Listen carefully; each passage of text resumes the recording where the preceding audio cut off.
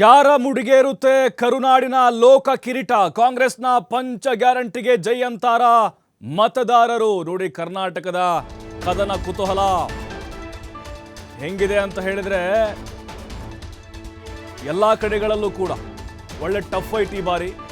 BSY ಚುನಾವಣಾ ತಂತ್ರ workout ಆಗುತ್ತಾ ಅಥವಾ ಗ್ಯಾರಂಟಿನ?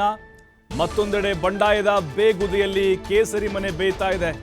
ಕಾಂಗ್ರೆಸ್ಗೆ ಪ್ಲಸ್ ಆಗುತ್ತಾ ಕೇಂದ್ರದ ವಿರುದ್ಧದ ಪರಿಹಾರ ಫೈಟ್, ಅಥವಾ ವಿಧಾನಸಭಾ ಬೇರೆ ಲೋಕಸಭಾ ಬೇರೆ ಅಂತಾನ ಮತದಾರ?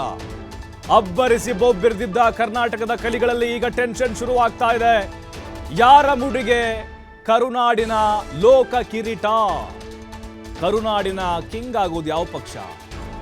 ಪಂಚ ಗ್ಯಾರಂಟಿ ಕಾಂಗ್ರೆಸ್ನ ಕೈ ಹಿಡಿಯುತ್ತಾ? ಯಡಿಯೂರಪ್ಪನವರ ಚುನಾವಣಾ ತಂತ್ರ ವರ್ಕೌಟ್ ಆಗುತ್ತಾ? 28ರಲ್ಲಿ ಯಾವ ಪಕ್ಷಕ್ಕೆ ಇಲ್ಲಿ ಅವಕಾಶ ಸಿಗುತ್ತೆ? ಯಾಕಂತ ಹೇಳಿದ್ರೆ ಯಾವತ್ತೂ ಕೂಡ ಇಂತಹ ಫೈಟ್ ಯಾವತ್ತೂ ಕೂಡ ಇರಲಿಲ್ಲ ನಾವು ಕಂಡ ಹಾಗೆ. ಈ 17 ಲೋಕಸಭಾ ಕ್ಷೇತ್ರಗಳ ಚಿತ್ರಣವನ್ನು ನೋಡಿದಾಗ, ಅದನ್ನು ಅಧ್ಯಯನ ಮಾಡಿದಾಗ ನೇರ ಫೈಟ್ಗಳು ಎಲ್ಲ ಲೋಕಸಭಾ ಕ್ಷೇತ್ರಗಳಲ್ಲಿ ಕಾಂಗ್ರೆಸ್ನಿಂದಲೂ ಕೂಡ ಬಿಜೆಪಿಯಿಂದಲೂ ಪ್ರಬಲವಾದಂಥ ಅಭ್ಯರ್ಥಿಗಳನ್ನು ಕಣದಲ್ಲಿ ಹಾಕಿದ್ದಾರೆ. ಬಟ್ ಈಗ ನೋಡಿ, ಒಂದು ವಿಚಾರ, ವಿಧಾನಸಭಾ ಚುನಾವಣೆ ಬೇರೆ, ಲೋಕಸಭಾ ಚುನಾವಣೆ ಬೇರೆ. ಮತದಾರರು ಯಾವುದನ್ನು ತಲೆಲಿಟ್ಕೊಂಡು ಓಟು ಮಾಡಿದರೆ ಅನ್ನೋದು ನಮಗೆ ಇಲ್ಲಿ ಲೆಕ್ಕ ಹಾಕೋಕ್ಕಾಗೋದಿಲ್ಲ. ಕಾಂಗ್ರೆಸ್ನ ಗ್ಯಾರಂಟಿಗಳು ಇಲ್ಲಿ ವರ್ಕೌಟ್ ಆಗುತ್ತಾ? ಹಾಗಾದರೆ ಮಹಿಳಾ ಮತದಾರರು ಕಾಂಗ್ರೆಸ್ನ ಕೈ ಹಿಡಿತಾರೆ ಅನ್ನುವಂಥ ನಂಬಿಕೆಯಲ್ಲಿ ನಾಯಕರಿದ್ದಾರೆ. ಇನ್ನು ಬಿಜೆಪಿಯಲ್ಲಿ ನೋಡ್ತಾ ಹೋಗೋಣ. ಉಡುಪಿ ಚಿಕ್ಕಮಗಳೂರು ಕೋಟಾ ಶ್ರೀನಿವಾಸ್ ಪೂಜಾರಿ, ಜಯಪ್ರಕಾಶ್ ಹೆಗಡೆ ಇಬ್ಬರು ಕೂಡ ಹಿರಿಯ ನಾಯಕರು. ಟಫ್ ಫೈಟ್ ಅಂತರೂ ಖಂಡಿತವಾಗಲೂ ಇದೆ ಉಡುಪಿ ಹಾಗೆ ಚಿಕ್ಕಮಗಳೂರಿನಲ್ಲಿ. ಉತ್ತರ ಕನ್ನಡದಲ್ಲಿ ವಿಶ್ವೇಶ್ವರ ಹೆಗಡೆ ಕಾಗೇರಿ ವರ್ಸಸ್ ಅಂಜಲಿ ನಿಂಬಾಳ್ಕರ್. ಇಲ್ಲೂ ಕೂಡ ಅಷ್ಟೇ, ನಿಂಬಾಳ್ಕರ್ ಅವರು ಗೆಲುವಿನ ವಿಶ್ವಾಸದಲ್ಲಿದ್ದಾರೆ. ಕಾಗೇರಿ ಕೂಡ ಮತ್ತೆ ರಿಪೀಟ್ ಆಗುತ್ತೆ, ಬಿಜೆಪಿ ಗೆಲುವು ಅನ್ನುವಂಥ ನಂಬಿಕೆಯಲ್ಲಿ ಇದ್ದಾರೆ. ನೋಡಿ, ದಕ್ಷಿಣ ಕನ್ನಡ ಬ್ರಿಜೇಶ್ ಚೌಟಾ ವರ್ಸಸ್ ಪದ್ಮರಾಜ್, ಇಬ್ಬರು ಕೂಡ ಪ್ರಬಲವಾದಂಥ ಅಭ್ಯರ್ಥಿಗಳು. ಕರಾವಳಿಯ ಕೇಸರಿ ಕಲಿ ಆಗೋದ್ಯಾರು ಹಾಗಾದರೆ ಈ ಬಾರಿ ಲೋಕಸಭಾ ಚುನಾವಣೆಯಲ್ಲಿ?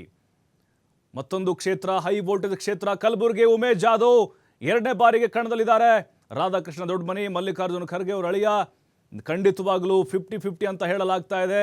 ಬಟ್ ನಮಗೆ 10 ಗಂಟೆ ನಂತರ ಗೊತ್ತಾಗುತ್ತೆ ಟ್ರೆಂಡ್ ಯಾವ ಕಡೆ ಇದೆ ಅಂತ. ಕೊಪ್ಪಳದಲ್ಲಿ ಡಾಕ್ಟರ್ ಬಸವರಾಜ್ ಕ್ಯಾವ್ಟರ್ ಇದ್ದಾರೆ, ಕಾಂಗ್ರೆಸ್ನಿಂದ ರಾಜಶೇಖರ್ ಹಿಟ್ನಾಳ್ ಇದ್ದಾರೆ.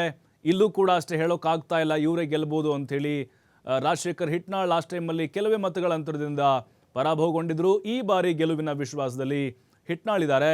ಅದರ ಜೊತೆಗೆ ಬಳ್ಳಾರಿ ನೋಡಿ, ಶ್ರೀರಾಮುಲು ವರ್ಸಸ್ ತುಕಾರಾಮ್, ಇಬ್ಬರು ಕೂಡ ಅಷ್ಟೇ ಘಟಾನುಘಟಿ ನಾಯಕರು.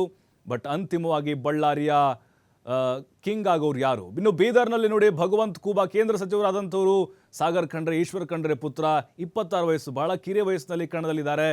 ಇಲ್ಲೂ ಕೂಡ ಅಷ್ಟೇ ಹೇಳೋಕ್ಕಾಗ್ತಾ ಇಲ್ಲ ಈಗಲೇ ಯಾರು ಗೆಲ್ತಾರೆ ಅಂಥೇಳಿ.